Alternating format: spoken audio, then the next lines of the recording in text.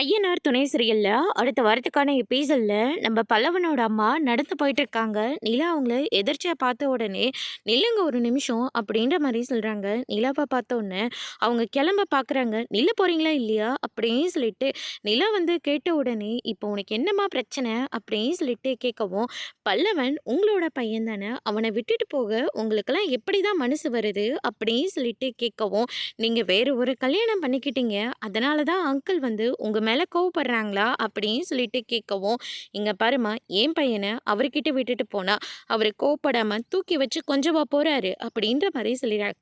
இதை கேட்டோன்னே நிலா வந்து பயங்கரமா ஷாக் ஆகுறாங்க. அப்படின்னா பல்லவன் வந்து அங்கிளோட பையன் கிடையாதா அப்படின்னு சொல்லிட்டு கேட்கவும், ஏதாவது தெரிஞ்சுக்கணும்னா நீ போய் அவரவே கேளு அப்படின்னு சொல்லிட்டு அவங்க பாட்டு கிளம்பி போயிடுறாங்க. அதுக்கு அடுத்ததா நடேசன் கிட்ட போயிட்டு நில்ல போறீங்களா இல்லையா அப்படின்னு சொல்லிட்டு நிலா வந்து அவங்கள நிப்பாட்டவும், பல்லவன் உங்களோட பையன் கிடையாது, ஆமா தானே அப்படின்ற மாதிரி சொல்லிடுறாங்க. எல்லாருமே என்னுடைய பசங்க தான் அப்படின்ற மாதிரி சொல்லிடுறாங்க.